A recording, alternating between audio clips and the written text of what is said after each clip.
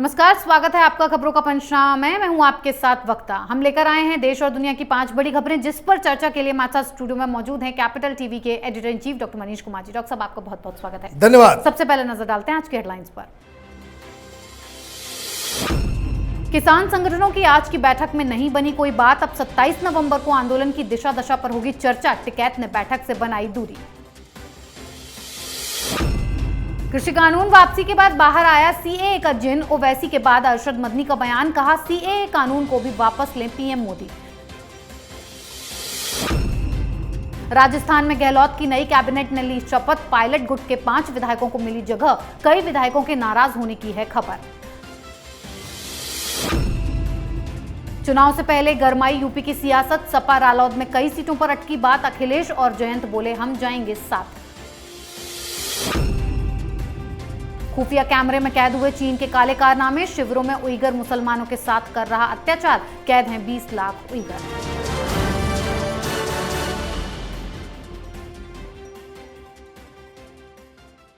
सबसे पहले बात किसान आंदोलन की। कृषि कानून वापस लेने के बाद भी फर्जी किसानों की नौटंकी खत्म नहीं हो रही है और ना ही ये लोग आंदोलन खत्म करके घर वापसी कर रहे हैं। इसी बीच किसानों ने आंदोलन की दशा और दिशा पर चर्चा के लिए आज एक बैठक बुलाई। इस बैठक में संयुक्त किसान मोर्चा में शामिल सभी किसान संगठनों के प्रतिनिधियों को शामिल होना था, लेकिन राकेश टिकैत बैठक में शामिल नहीं हुए, जिसके बाद आंदोलन को लेकर भी बैठक में कोई बात नहीं बन पाई और इस बैठक को 27 नवंबर तक के लिए टाल दिया गया है। डॉक्टर साहब, कृषि कानून वापस होने के बाद भी इन फर्जी किसानों की नौटंकी खत्म होने का नाम नहीं ले रही है। देखिए, ये ब्लैकमेलिंग पे उतर आए हैं।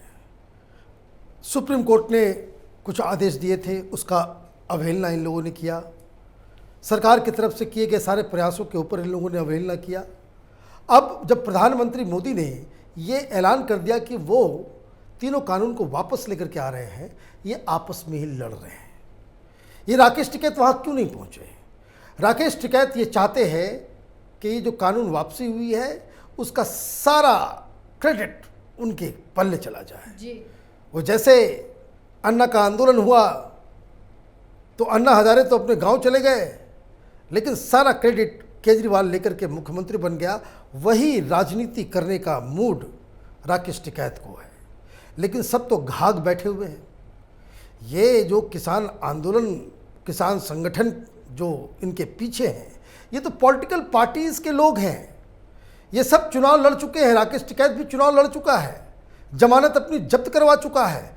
तो सब एक से एक घाघ बैठा हुआ है। किसी का निशाना हरियाणा के चुनाव पे है, किसी का मकसद जो है वो पंजाब के चुनाव में लड़ने का है, उत्तर प्रदेश में ये अकेले यहाँ पड़े हुए हैं। तो इसलिए आपस में ही उठापटक चल रही है कि भाई कौन बड़ा नेता है। इसलिए सर्वमान्य नेता राकेश टिकैत को नहीं ये लोग मान रहे हैं। इन्होंने अपनी दूरी बना ली। दूरी इसलिए भी बना ली क्योंकि इनकी स्ट्रेटजी ये है कि अभी फ़िलहाल वहीं बैठा जाए।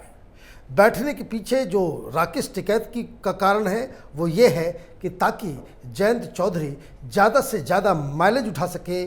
समाजवादी पार्टी हो या फिर भारतीय जनता पार्टी हो, उनके साथ जो गठबंधन हो उसमें ज़्यादा से ज़्यादा सीटों के ऊपर वो अपने उम्मीदवार खड़े कर सके। ये एक रीज़न अलग है। दूसरा, ये सारी चीज़ें वो बाकी के घाघ किसान संगठन के जो नेता हैं वो भी जान रहे हैं। तो इसलिए एक तो किसान संगठनों के बीच फूट भी है, और ये फूट किसानों के मुद्दे पे नहीं बल्कि राजनीति से पूरी तरीके से प्रेरित है। जी डॉक्टर साहब, अब बात सीएए के दोबारा बाहर निकले जिन पर। कृषि कानून की वापसी के बाद अब कुछ वामपंथियों ने सीएए के मुद्दे को हवा देने की कोशिश की है। ओवैसी के बाद जमीयत उलमाए हिंद के अध्यक्ष मौलाना सैयद अरशद मदनी ने मोदी सरकार से सीएए कानून को वापस लेने की मांग उठाई। मौलाना मदनी ने कहा कि अब प्रधानमंत्री को मुसलमानों के संबंध में लाए गए कानून पर भी ध्यान देना चाहिए और कृषि कानूनों की तरह सीएए कानून को भी वापस लिया जाना चाहिए। सीएए के खिलाफ आंदोलन से किसानों को विरोध प्रदर्शन का रास्ता मिला है। वहीं ओवैसी ने भी सीएए कानून को वापस लेने की मांग कर डाली है। डॉक्टर साहब, कुछ देश विरोधी लोग फिर से सीएए के नाम पर जनता को भड़काने की कोशिश कर रहे हैं। क्या फिर से माहौल बिगाड़ने की कोशिश हो रही है? देखिए, दे हैव टेस्टेड ब्लड। उनको समझ में आ रहा है कि भाई पिछली बार जो शाहीन बाग में आंदोलन चल रहा था उसमें गड़बड़ियां हो गई। पैसे तो आए, लेकिन ये ज़्यादा दिन तक हम नहीं कंटिन्यू कर पाए, क्योंकि ये लोग सुप्रीम कोर्ट के आदेशों से भी डर गए, कोरोना की वजह से भी डर गए, लोग बीच में ही शाहीन बाग को छोड़ के अपनी अपनी जगह में चले गए। लेकिन इसमें एक चीज़ और हुआ था कि दिल्ली में दंगे हो गए थे। दिल्ली में दंगे कौन करा रहा था? तो यही सीए वाले करवा रहे थे।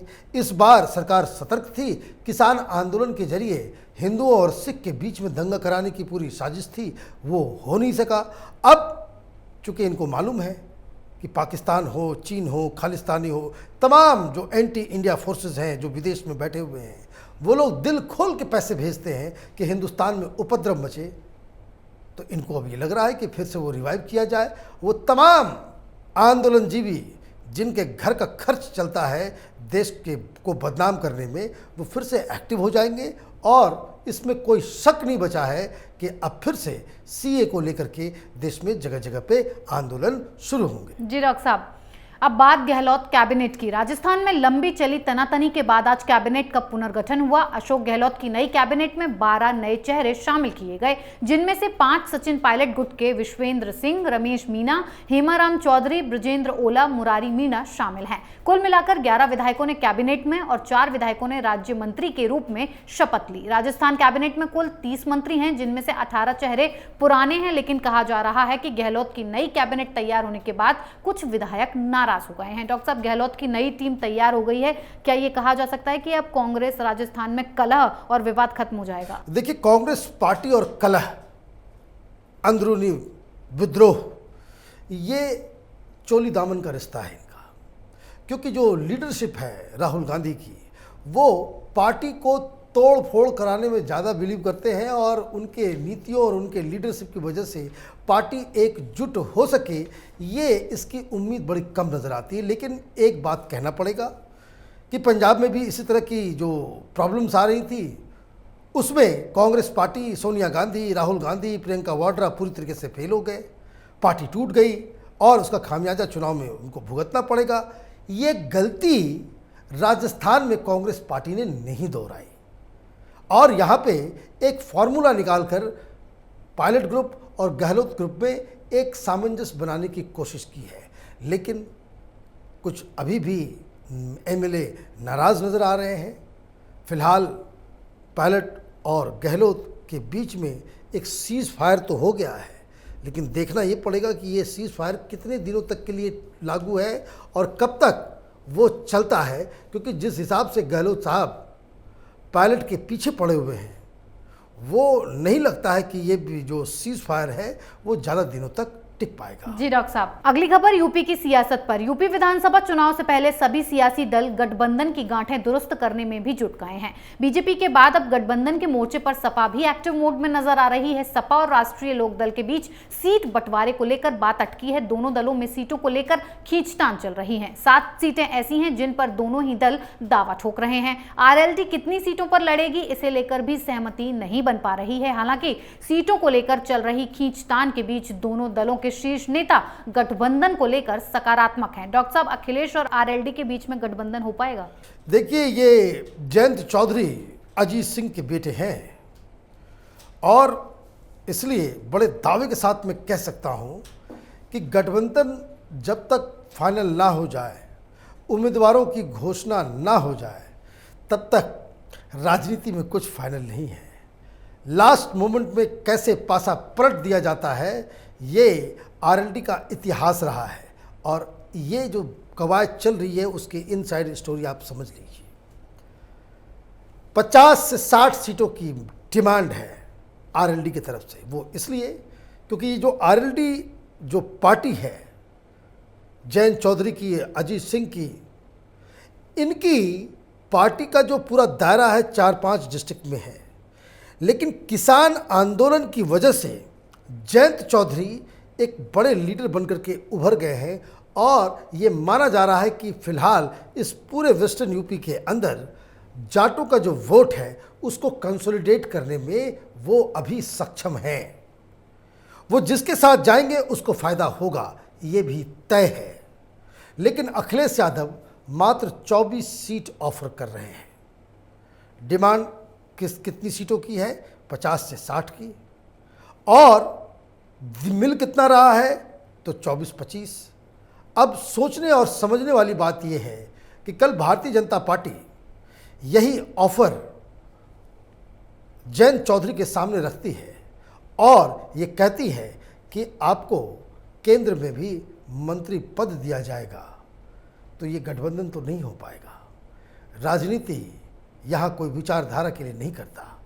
हर राजनीतिक पार्टी सत्ता के लिए, पावर के लिए राजनीति में है और राजनीति करते हैं और इसमें कोई बुराई नहीं है। तो इसलिए ये जो रसाकसी खींचातानी जो चल रही है, ये तब तक चलती रहेगी जब तक कोई कंक्रीट फैसला ना हो जाए।